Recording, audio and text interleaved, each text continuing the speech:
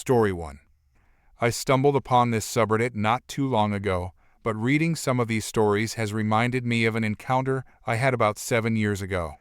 I was keeping a very detailed diary at that point, trauma therapy related, so I have all the details logged as well as all the info I got afterwards.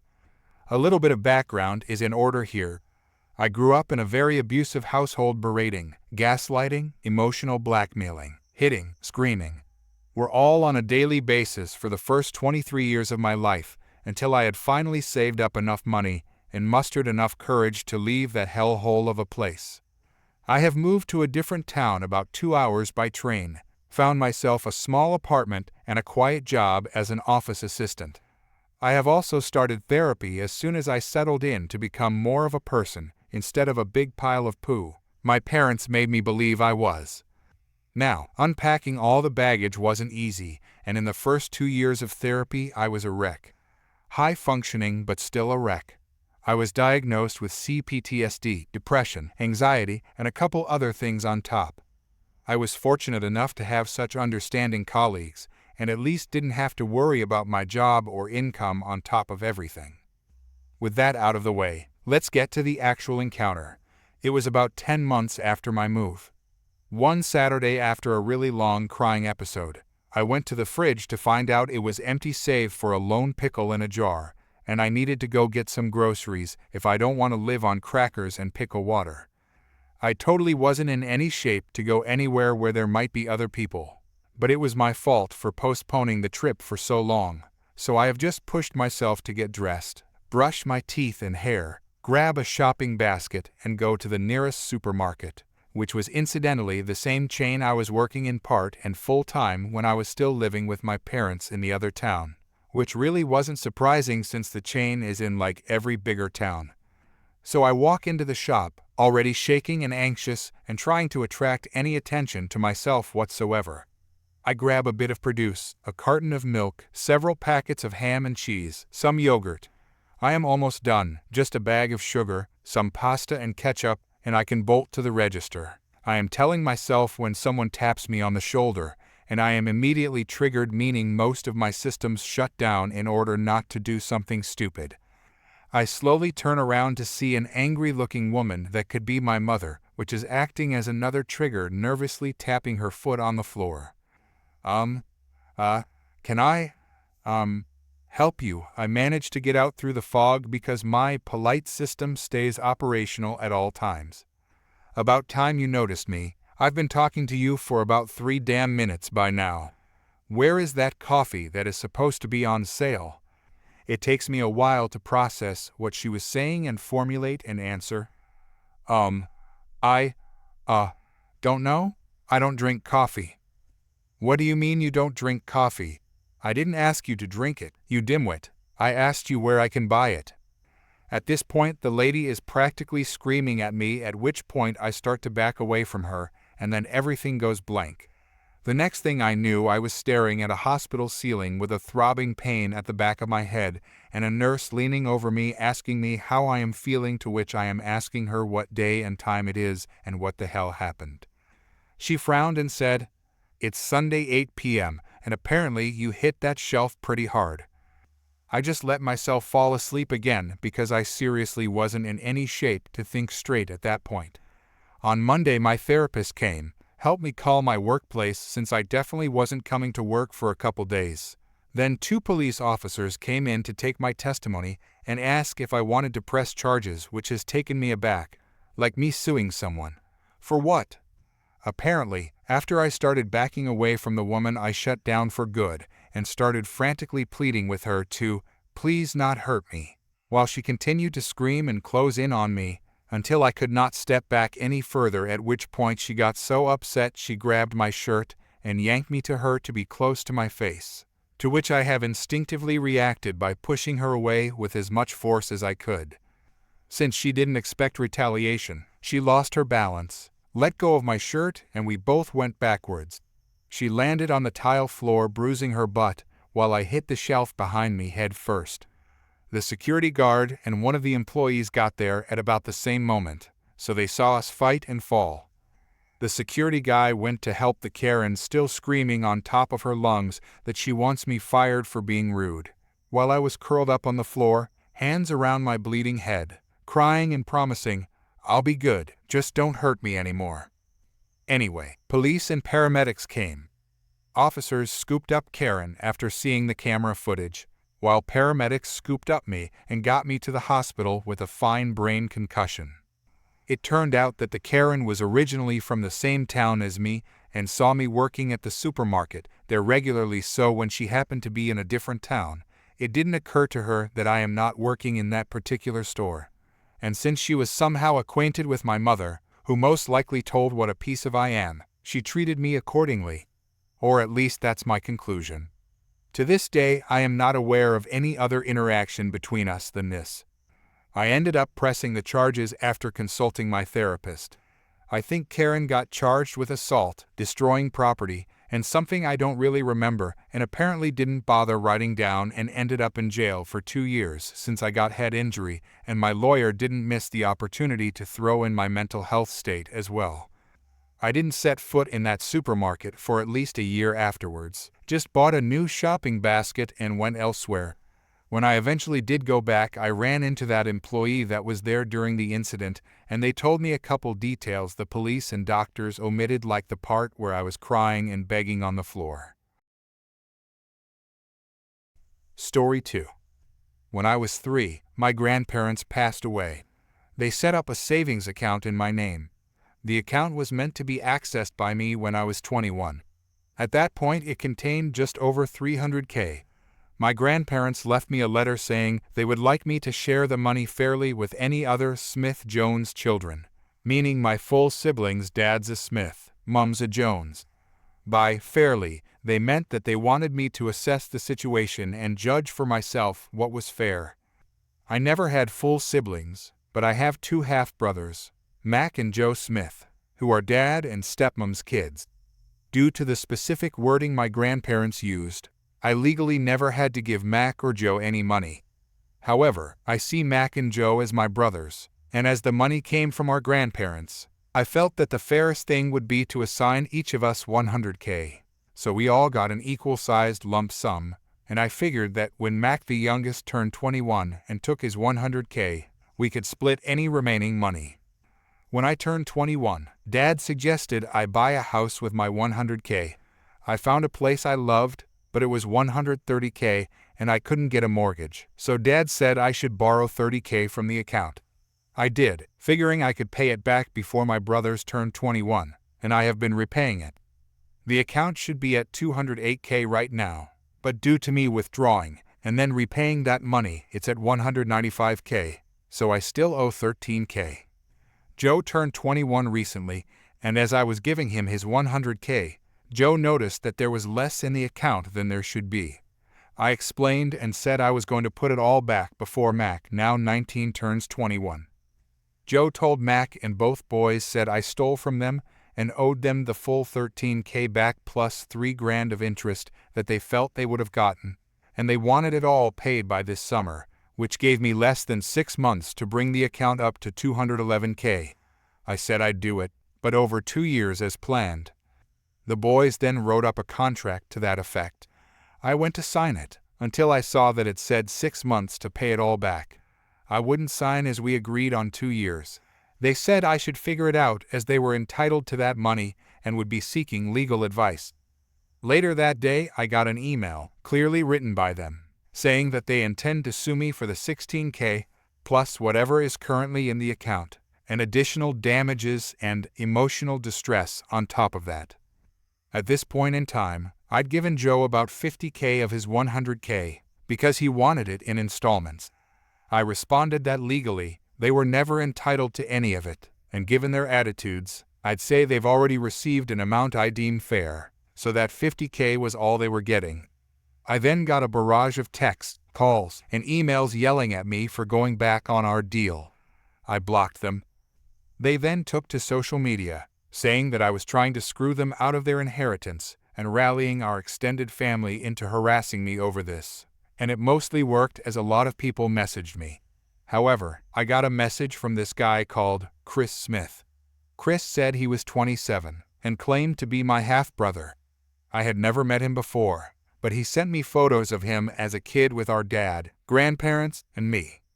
He showed me that he also had an account with $150K in it, and a scan of a letter from our grandparents, saying this money was meant to be shared fairly among Dad's illegitimate children. Chris also told me we have another half-sibling, who is 18. He'd been looking for me for a while, but only found me when Dad shared Joe's post, which had me tagged. We checked with a solicitor to make sure, and as the boys are legitimate, they aren't entitled to anything in Chris' illegitimate kid fund, and as they are my half-siblings, they aren't entitled to anything in my Smith-Jones kids fund either. I sent the boys a letter formally telling them to back off, stop posting about me online, and enjoy the $50K because it's all they're getting. The day they received the letter, Chris got a PM from Dad, asking if the boys can have some of Chris' funds. Chris also said no, and told Dad we'd met. I told Mac and Joe about Chris and our other half-sibling, with Chris' permission. So it looks like my grandparents, knowing about Chris before they passed, set up two funds. One for the kids Dad had with my mother, who was still his wife when they passed, and one for children born out of Dad's affairs, presumably to make sure no one tried to screw anyone else over out of hurt feelings. I'm getting a lot of crap, but holding firm on my decision.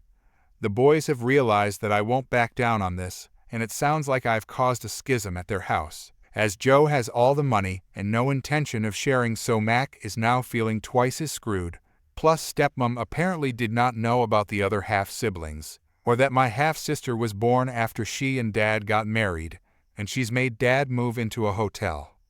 It sounds like Dad is looking for a long-term living arrangement outside of the family home, because it looks like she is not letting him move back in. Dad is begging me to reconsider, but honestly I'm done with all of them except Chris and my sister.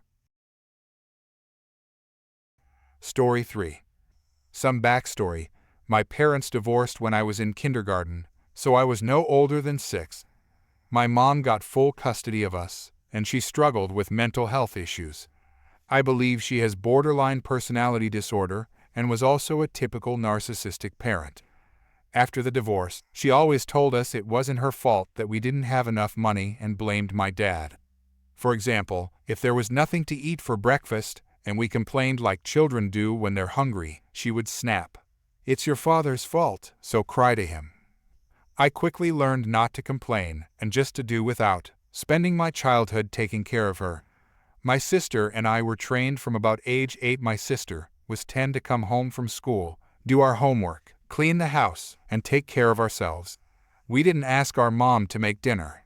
We made it ourselves and did all the chores so she wouldn't have to do anything. We thought this was normal, even being hit and told we were worthless daily. It got worse during my senior year of high school. My grandmother passed away a few months before summer, and my mom quit her job.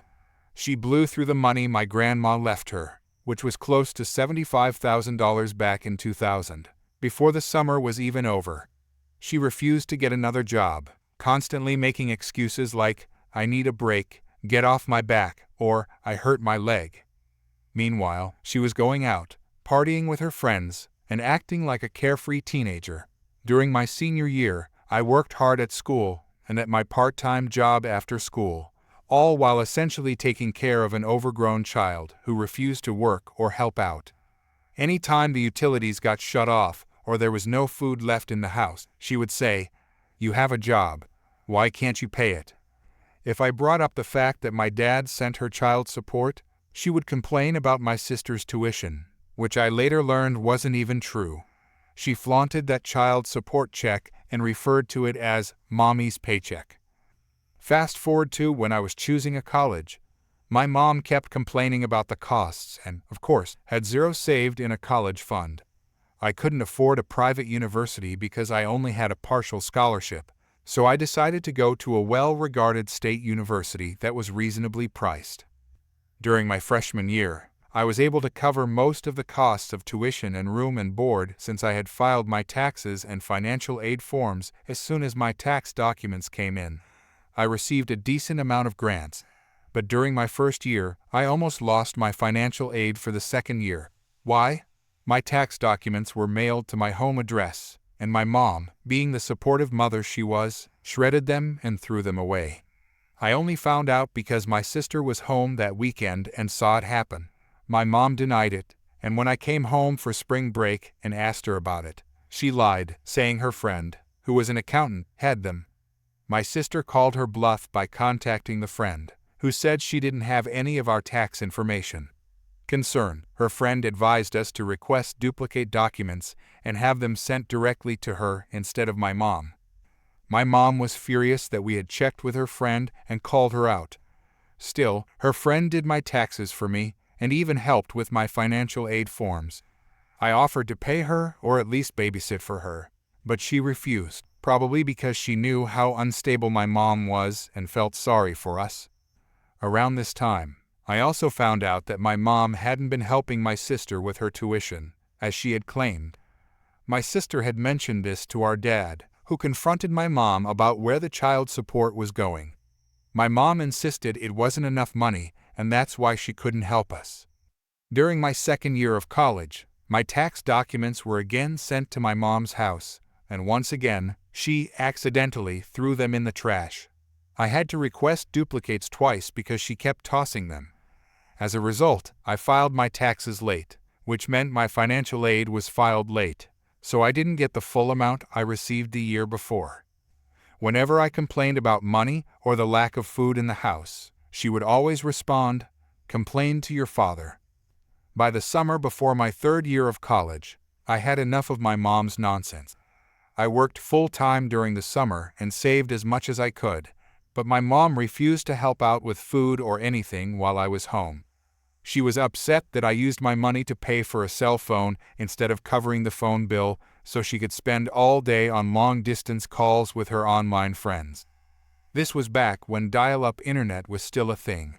She told everyone I should just drop out of college because I wasn't working hard enough. Meanwhile, I was in the honors program.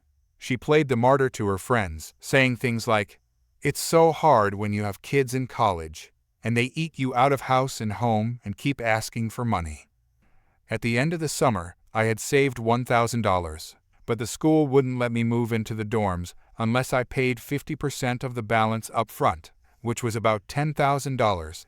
I didn't know what to do because the university had assured me all summer that I was fine, only to tell me on move-in day that I couldn't move in. In a panic, I called my dad. He managed to speak with someone at the university who gave me 24 hours to figure it out. The next day, my dad showed up first thing with a coffee and a donut for me, assuring me that he would take care of everything. He went with me from office to office on campus, co-signed a loan which he later paid off, and paid the remaining balance on my tuition. After that, we went to lunch, and he told me the truth. My mom had never helped my sister with her tuition, either. My sister had graduated the previous summer, and she later confirmed what my dad told me. My dad had co-signed a loan for her too, which he also paid off. My sister had been able to get a scholarship and work through a co-op program to pay for her last 2 years of college. Then my dad dropped another bombshell. As part of the divorce settlement, he had to pay the mortgage and property taxes on the house where my mom still lived. Even though my sister was living on her own, my dad was still paying my mom the same amount of child support, about $2,000 a month. Meanwhile, I was living on campus for 75% of the year, and my mom wasn't giving me a dime to help with college expenses. To make matters worse, my mom made me feel guilty for wanting anything or for not catering to her every whim. She would get angry if I didn't come home on weekends to help her clean the house, which I wasn't even living in. Reflecting on this, I realized how much she had made me feel worthless growing up, even though, without me or my sister, she wouldn't have had a roof over her head after the divorce. My dad asked if I would be okay with him taking care of my college expenses instead of paying child support to my mom. That sounded like a great idea to me. He even offered to let me stay with him during school breaks instead of at my mom's house. When I called my mom to tell her that my dad had taken care of the tuition issue, she showed no remorse. She told me it was my own fault for not managing my finances better and for wasting my money all summer. I played along, agreeing with her, but pointing out that I had done what she always told me to do, complained to my dad. A month later, my mom called me, furious. My dad had spoken to the court, and there was going to be a hearing in their divorce case. He had proven that my mom wasn't paying for my or my sister's college tuition, which was the reason he was obligated to pay child support until I finished college.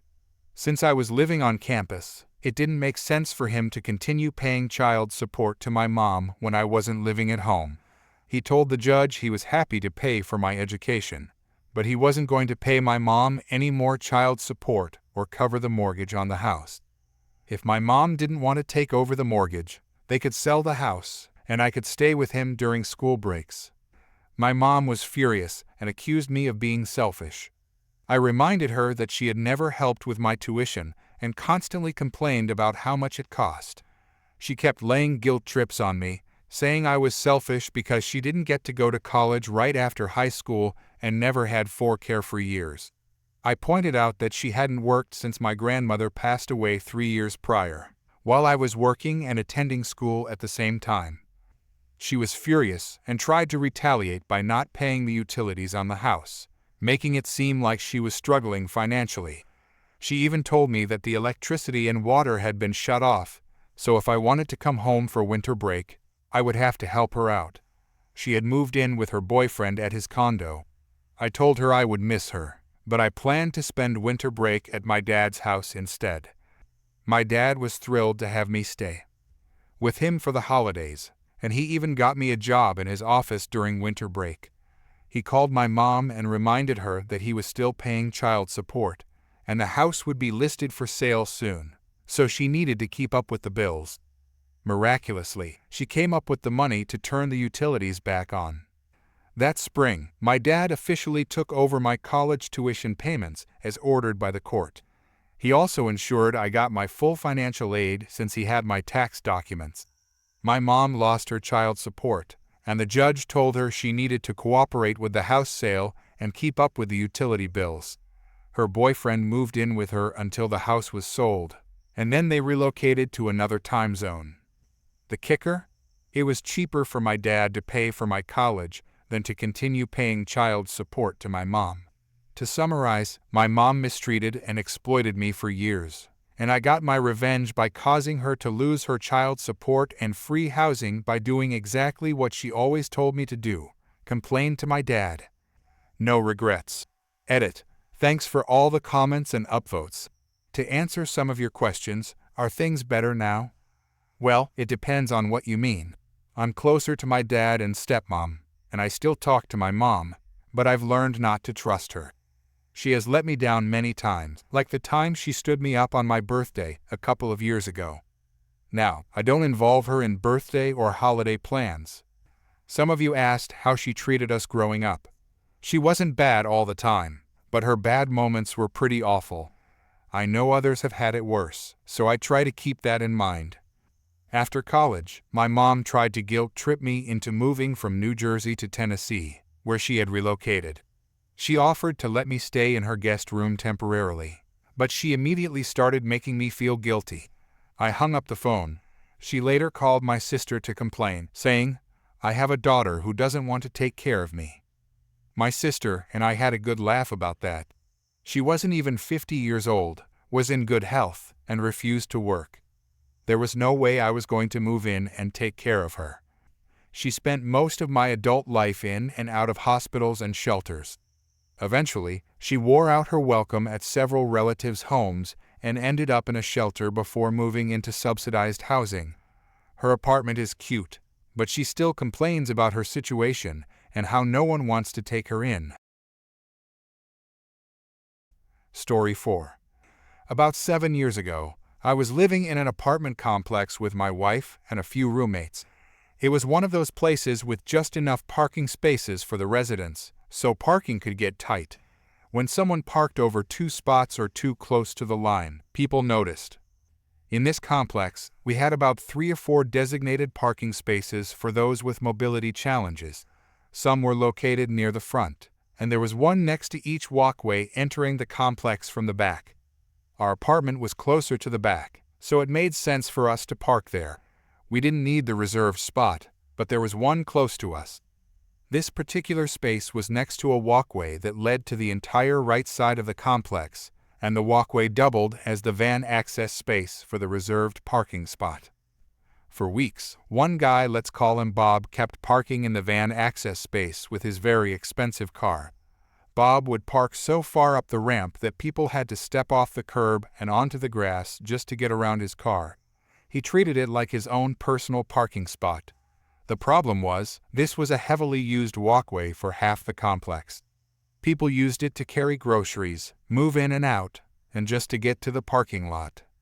It was even worse because one of the apartments next to that ramp belonged to an elderly lady who needed oxygen tanks to get around. She had been living there for so long that the reserved parking spot was essentially hers. I personally saw her struggle to get around Bob's car, along with other people moving boxes or furniture. None of this seemed to bother Bob. He kept parking there, ignoring everyone's problems. We complained to the office, but they just told us to call the towing company. When we did, the tow truck never showed up. So, Bob continued treating the ramp like his private parking lot for his flashy, expensive car. One day, while my wife, roommates, and I were heading out for dinner, Bob's car was parked there again. We were all frustrated, and a few comments were made about his inconsiderate behavior. I got into the car, ready to start it, when I suddenly remembered something. Something in my trunk. Something bad. I got out of the car, and my wife called after me. "Hey, what are you doing? What are you doing?"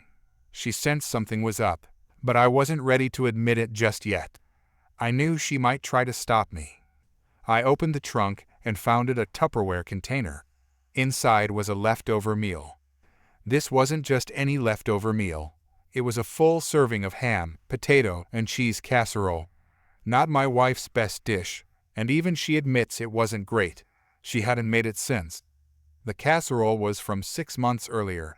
I had taken it to work, but ended up eating something else and left the container in the trunk. It had been sitting there for 6 long months, through one of the hottest summers our area had ever experienced. Every time we noticed it in the trunk, we'd grimace and say we needed to throw it out. But somehow, we never did, like we instinctively knew it had a higher purpose. The container had now become a weapon because that's all it could be at this point. The contents sloshed inside as I walked toward Bob's car. I stopped in front of it, standing on the walkway. I popped the lid open and almost gagged at the smell. I quickly turned my head and took a deep breath through my mouth. The air had a foul tang to it, which I could only assume was still part of the weapon. I steeled myself, extended my arm, and threw the contents toward the hood of Bob's car, like sowing the seeds of sweet revenge. The most memorable thing about those next few moments was the sound. There was no splash, just a wet thud. The sludge hit the hood of the car dead center, slid up onto the windshield, and then back down onto the wipers and air intake. I hurried away, still holding my breath, and found the nearest dumpster to toss the empty container. Only after I was halfway back to the car did I allow myself to breathe again. I got into the car, grinning like an idiot. My wife asked, "What did you do?" One roommate echoed her, while the other said nervously, "Should we be worried?" I just replied, "We should go." My wife sighed, "Oh no," while one roommate asked, "Reg, what did you do?" The other let out a nervous giggle. We went to get our food, and I explained what I had done. Afterward, we headed back and parked a little farther from our usual spot, just in case. Out of habit, we took our normal route back to the apartment, which took us past Bob's parking spot. In hindsight, we should have avoided it. As we walked by, we saw Bob standing there, on his cell phone, staring at his car. I immediately turned on my heels and walked the other way, right past my wife and roommates. They looked at me, confused, and asked where I was going. I said nothing and kept walking. They followed me on a much longer route to the apartment, one that gave us a clear view of Bob from a distance as we got closer to our place. It was clear from his posture and gestures that Bob was not happy. I never got close enough to hear what he was saying, but he was definitely upset. I quickly and quietly opened our apartment door. Before I could go inside, I saw Bob get into his car and drive off. I can only assume he was headed to clean off the disgusting mess I had unleashed on his car. Sometimes, I wonder if he thought someone did it on purpose, or if he believed someone just got really, really sick, like public health level sick. After that incident, Bob never parked in that space again, and it remained open for as long as we lived there. Story 5. I work in an office where one of my coworkers, Kelly, always acted like the perfect employee when our manager was around. However, the moment his back was turned, she'd slack off, dump work on others, and be generally unpleasant. She seemed to go out of her way to make things more difficult for the rest of us. But, of course, whenever our manager was present, she'd suddenly become the epitome of efficiency, perfection, and helpfulness. This two-faced behavior started affecting my work because Kelly would hand off last-minute tasks to me, which made me look bad when I couldn't finish them on time. Meanwhile, she always received praise for being on top of things, which drove me crazy. I tried calling her out a couple of times, but she always came up with some typical excuse or acted as if she misunderstood the situation. It became clear that directly confronting her wouldn't work, so I decided to take a different approach, one that would subtly make her stumble. Kelly took great pride in being seen as the most organized person in the office. She lived for it. Her desk was always spotless, and she had color-coded folders for everything. So, one day, while she was out on a lunch break, I accidentally messed with her beloved folder system. I didn't do anything too drastic, just swapped a few labels and refiled a couple of documents in the wrong folders. It wasn't noticeable at first glance, but it was enough to cause her some confusion.